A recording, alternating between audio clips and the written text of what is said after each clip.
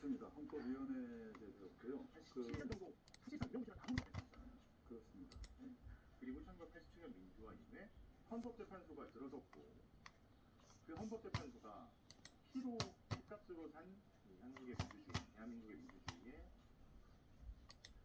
민주화의 산물인데 그 헌법재판소가 제 역할을 해주고 지금 화면으로 표정들이 보이네요. 국회의원들 표정이 보이죠. 상당히 밝은 표정으로 대화를 나누고 있는데요. 이준석 의원, 세계상영 박범계 의원 등이 대화를 나누고 있고 그 뒤에 박근원 의원, 김기태 의원 등이 앉아있는 모습이 화면에 보고 있습니다. 그다음에 기자들이 앉아있고 저 먼편으로는 아까 국민의힘 의원들이 보였어요. 화면 아래에 있는 분들이 대통령 시청포인트 내린다는 보이는데 2분여 남았네요. 상당히 긴장되는 순간이. 그렇죠. 이게 탄핵 선고, 그러니까 주문이 딱 나오고 나서 그럼 뭐 11시 과거 같은 경우에는 22분 뭐 이렇게 나오지 않나요? 그러면 그 시각을 딱 효력이 그렇습니다. 파면이 되느냐 혹은 직무에 복귀하느냐가 그 시각을 그렇습니다. 주문 선고가 끝나는 즉시 바로 효력이 발생합니다. 그래서 파면이 선고가 되는 즉시 대통령의 직위는 박탈이 되는 거고요. 만약에 기각이나 각하가 나오게 된다면 대통령의 권한은 즉시 복귀가 됩니다.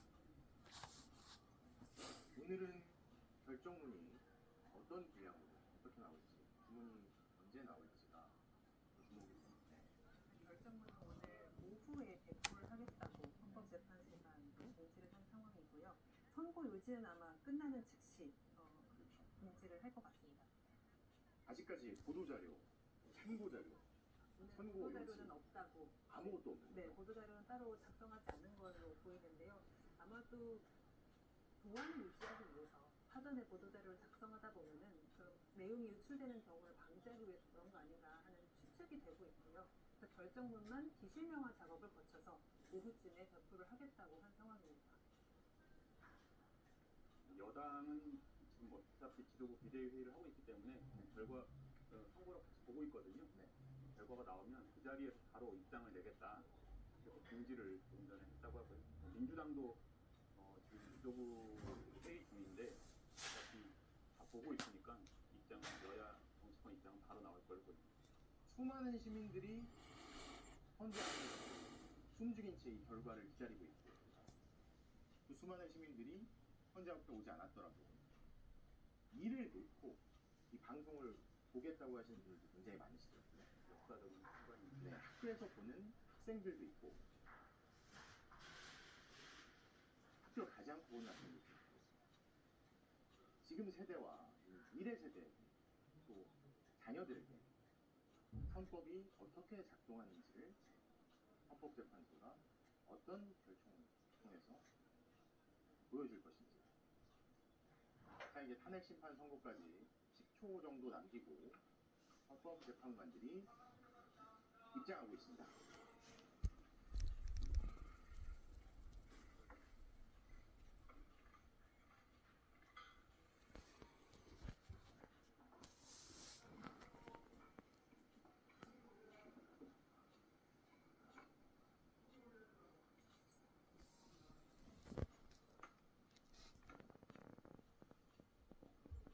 표정이 안 좋아.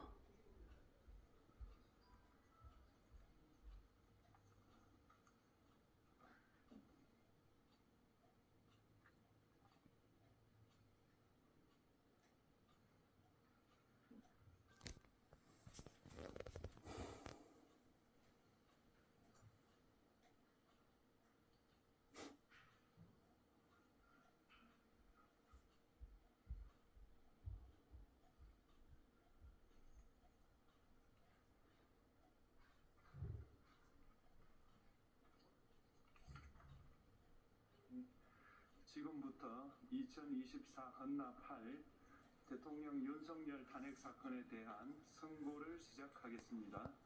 먼저 적법 요건에 관하여 살펴보겠습니다. 이 사건 계엄 선포가 사법심사의 대상이 되는지에 관하여 보겠습니다. 고위공직자의 헌법 및 법률 위반으로부터 헌법 질서를 수호하고자 하는 탄핵 심판의 취지를 고려하면 이 사건 계엄 선포가 고도의 정치적 결단을 요하는 행위라 하더라도 그 헌법 및 법률 위반 여부를 심사할 수 있습니다. 국회 법사위 조사 없이 이 사건 탄핵 소추안을 의결한 점에 대하여 보겠습니다. 헌법은 국회의 소추 절차를 입법에 맡기고 있고 국회법은 법사위 조사 여부를 국회의 재량으로 규정하고 있습니다. 따라서 법사위의 조사가 없었다고 하여 탄핵 소추 의결이 부적법하다고 볼 수 없습니다. 이 사건 탄핵 소추안의 의결이 일사부재의 원칙에 위반되는지 여부에 대해서 보겠습니다. 국회법은 부결된 안건을 같은 회기 중에 다시 발의할 수 없도록 규정하고 있습니다. 피청구인에 대한 1차 탄핵소추안이 제418회 정기회 회기에 투표 불성립되었지만 이 사건 탄핵소추안은 제419회 임시회 회기 중에 발의되었으므로 일사부재의 원칙에 위반되지 않습니다. 한편 이에 대해서는 다른 회기에도 탄핵소추안의 발의 횟수를 제한하는 입법이 필요하다는 재판관 정형식의 보충 의견이 있습니다. 이 사건 계엄이 단시간 안에 해제되었고 이로 인한 피해가 발생하지 않았으므로 보호이익이 헌결되었는지 여부에 대해서 보겠습니다. 이 사건 계엄이 해제되었다고 하더라도 이 사건 계엄으로 인하여 이 사건 탄핵 사유는 이미 발생하였으므로 심판의 이익이 부정된다고 볼 수 없습니다.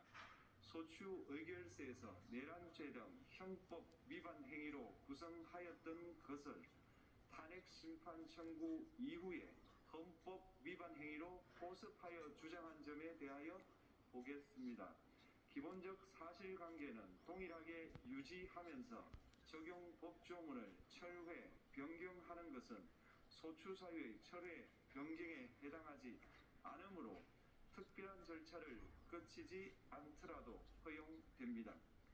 피청구인은 소추 사유에 내란죄 관련 부분이 없었다면 의결 정족수를 충족하지 못하였을 것이라고 주장하지만 이는 가정적 주장에 불과하며 객관적으로 뒷받침할 만한 근거도 없습니다.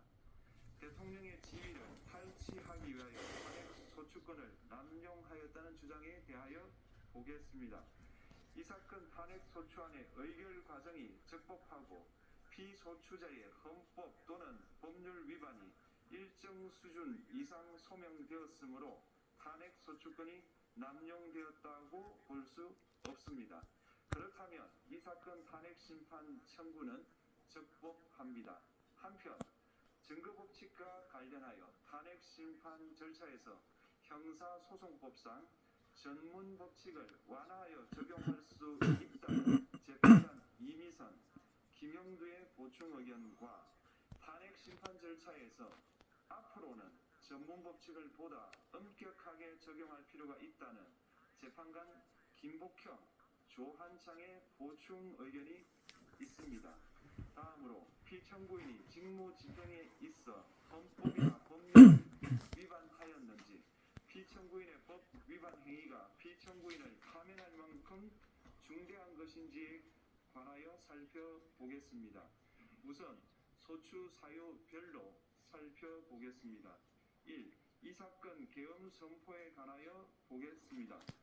헌법 및 계엄법에 따르면 비상계엄 선포의 실체적 요건 중 하나는 전시, 사변 또는 이에 준하는 국가 비상사태로 저가 교전 상태에 있거나 사회 질서가 극도로 교란되어 행정 및 사법 기능의 수행이 현저히 곤란한 상황이 현실적으로 발생하여야 한다는 것입니다. 피청구인은 야당이 다수 의석을 차지한 국회의 이례적인 탄핵소추 추진, 일방적인 입법권 행사 및 예산 삭감 시도 등의 전횡으로 인하여 위와 같은 중대한 위기 상황이 발생하였다고 주장합니다. 피청구인의 취임 후 이 사건 계엄 선포 전까지 국회는 행안부 장관, 검사, 방통위위원장, 감사원장 등에 대하여 총 22건의 탄핵소추안을 발의하였습니다. 이는 국회가 탄핵소추 사유의 위헌, 위법성에 대해 숙고하지 않은 채 법 위반의 의혹에만 근거하여 탄핵심판 제도를 정부에 대한 정치적 압박 수단으로 이용하였다는 우려를 낳았습니다. 그러나 이 사건 계엄 선포 당시에는 검사 1인 및 방통위위원장에 대한 탄핵 심판 절차만이 진행 중이었습니다. 피청구인이 야당이 일방적으로 통과시켜 문제가 있다고 주장하는 법률안들은 피청구인이 제의를 요구하거나 공포를 보류하여 그 효력이 발생되지 않은 상태였습니다. 2025년도 예산안은 2024년 예산을 집행하고 있었던 이 사건 계엄 선포 당시 상황에 어떠한 영향을 미칠 수 없고 위 예산안에 대하여 국회 예결특위의 의결이 있었을 뿐 본회의의 의결이 있었던 것도 아닙니다.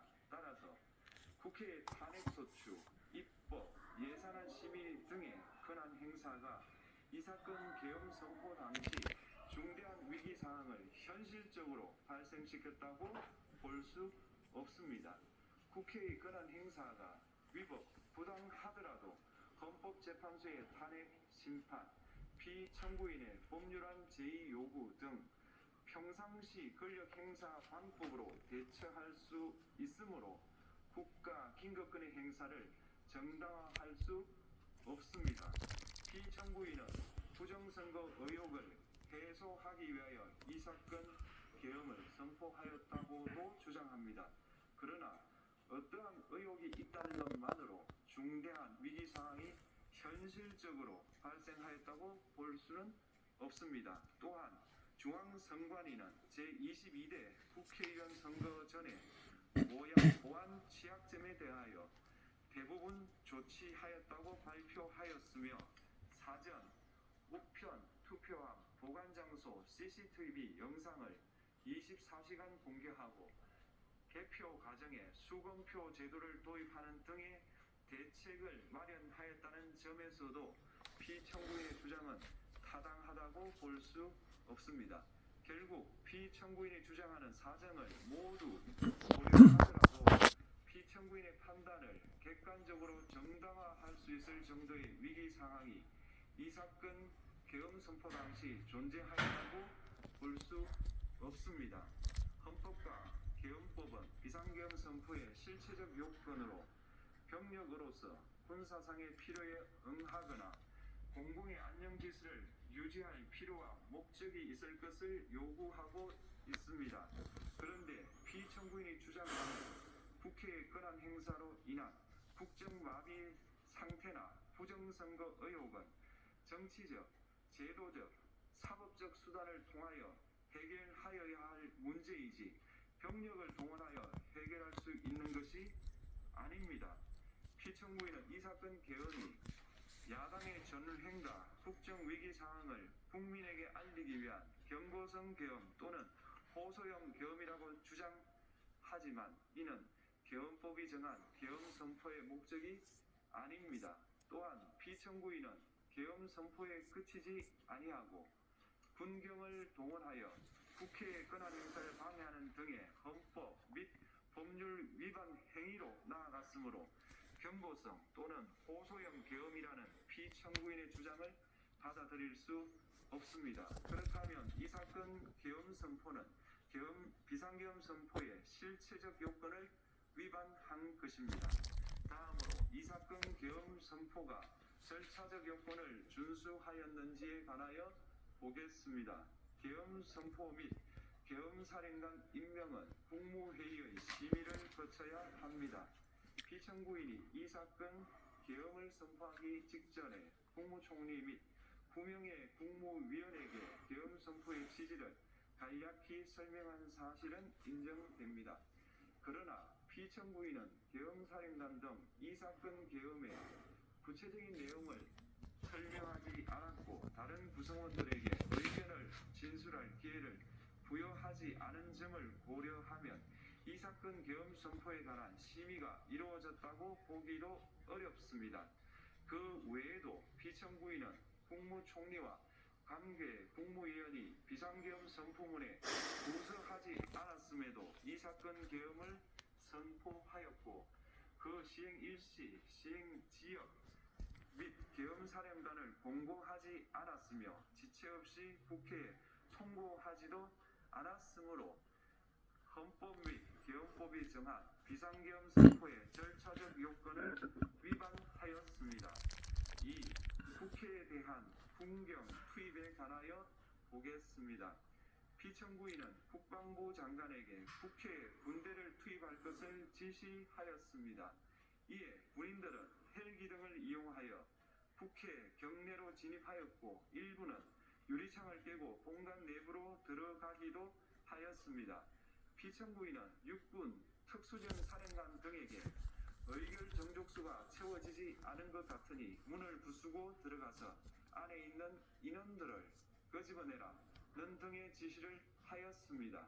또한 피청구인은 경찰청장에게 계엄사령관을 통하여 이 사건 포고령의 내용을 알려주고 직접 6차례 전화를 하기도 하였습니다. 이에 경찰청장은 국회 출입을 전면 차단하도록 하였습니다. 이로 인하여 국회로 모이고 있던 국회의원들 중 일부는 담장을 넘어가야 했거나 아예 들어가지 못하였습니다. 한편 국방부 장관은 필요시 체포할 목적으로 국군 방첩사령관에게 국회의장, 각 정당 대표 등 14명의 위치를 확인하라고 지시하였습니다.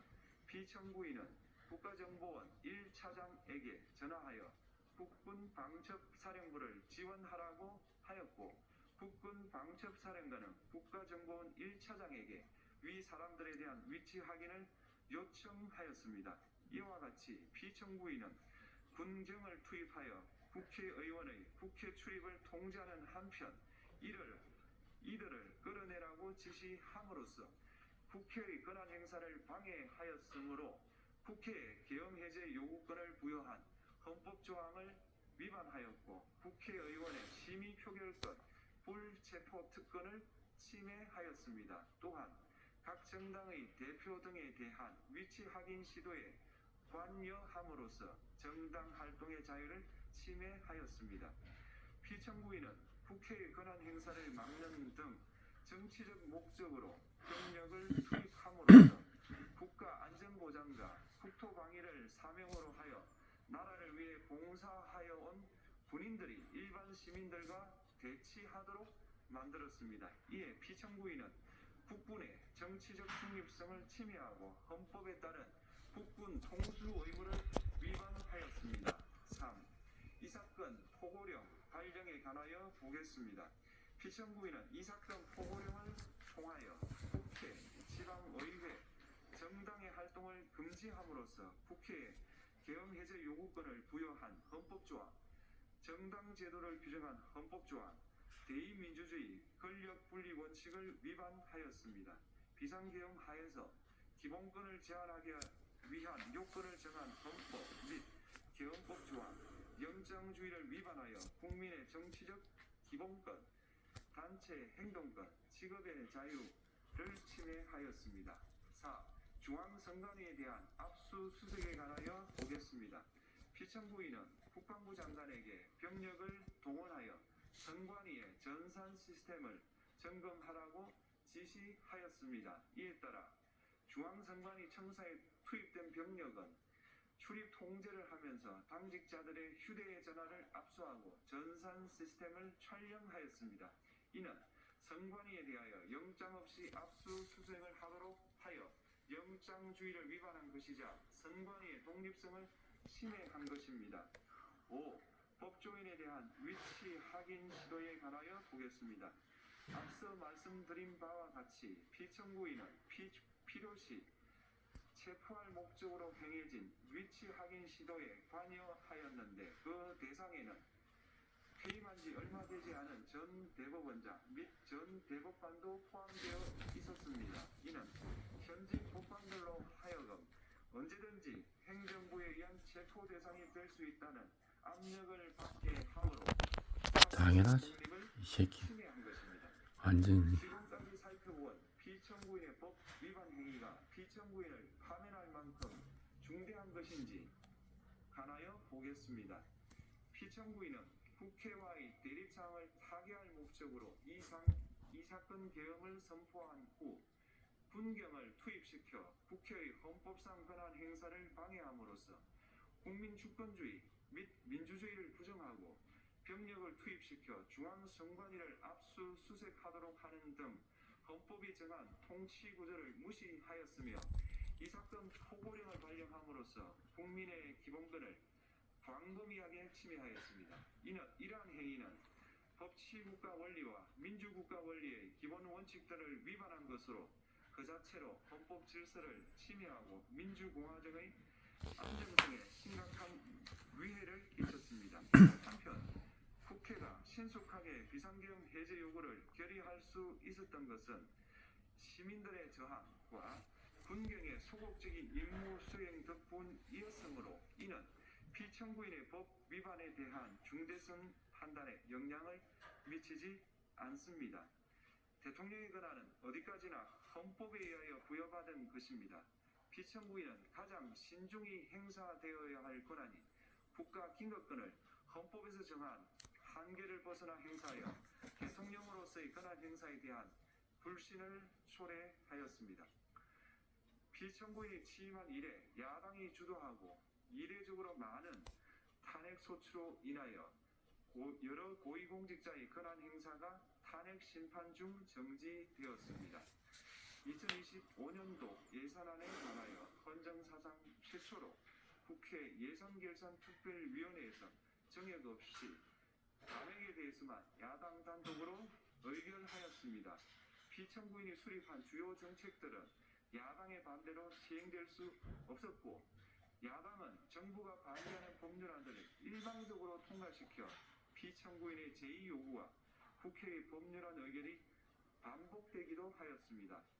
그 과정에서 피청구인은 야당의 전횡으로 국정이 마비되고 국익이 현저히 저해되어 가고 있다고 인식하여 이를 어떻게든 타개하여야만 한다는 막중한 책임감을 느끼게 되었을 것으로 보입니다. 피청구인이 국회의 권한 행사가 권력 남용이라거나 국정 마비를 초래하는 행위라고 판단한 것은 정치적으로 존중되어야 합니다. 그러나 피청구인과 국회 사이에 발생한 대립은 일방의 책임에 속한다고 보기 어렵고 이는 민주주의 원리에 따라 해소되어야 할 정치의 문제입니다. 이에 관한 정치적 견해의 표명이나 공적 의사결정은 헌법상 보장되는 민주주의와 조화될 수 있는 범위에서 이루어져야 합니다. 국회는 소수 의견을 존중하고 정부와의 관계에서 관용 그리고 자제를 전제로 대화와 타협을 통하여 결론을 도출하도록 노력하였어야 합니다. 피청구인 역시 국회의 대표인 국회를 협치의 대상으로 존중하였어야 합니다. 그럼에도 불구하고 피청구인은 국회를 판사다고 말을 민주정치의 전제를 허무는 것은 민주주의와 조화된다고 보기 어렵습니다. 피청구인은 국회의 권한 행사가 다수의 횡포라고 판단했다 하더라도 헌법이 예정한 자구책을 통해 견제와 균형이 실현될 수 있도록 하였어야 합니다. 피청구인은 취임한 때로부터 약 2년 후에 치러진 국회의원 선거에서 피청구인이 국정을 주도하도록 국민을 설득할 기회가 있었습니다. 그 결과가 피청구인의 의도에 부합하지 않더라도 야당을 지지한 국민의 의사를 배제하려는 시도를 하여서는 안 되었습니다. 그럼에도 불구하고 피청구인은 헌법과 법률을 위반하여 이 사건 계엄을 선포함으로써 국가 긴급권 남용의 역사를 재현하여 국민을 충격에 빠뜨리고 사회, 경제, 정치, 외교 전반 전 분야의 혼란을 야기하였습니다. 국민 모두의 대통령으로서 자신을 지지하는 국민을 초월하여 사회 공동체를 통합시켜야 할 책무를 위반하였습니다. 국경을 동원하여 국회 등 헌법기관의 권한을 훼손하고 국민의 기본적 인권을 침해함으로써 헌법소의 책무를 저버리고 민주공화국의 주권자인 대한국민의 신임을 중대하게 배반하였습니다. 결국 피청구인의 위헌 위법 행위는 국민의 신임을 배반한 것으로 헌법소의 관점에서 용납될 수 없는 중대한 법 위반 행위에 해당합니다. 피청구인의 법 위반 행위가 헌법 질서에 미친 부정적 영향과 파급 효과가 중대하므로 피청구인을 파면함으로써 얻는 헌법소의 이익이 대통령 파면에 따르는 국가적 손실을 압도할 정도로 크다고 인정됩니다. 이에 재판관 전원의 일치된 의견으로 주문을 선고합니다. 탄핵 사건이므로 지금 시각은 오전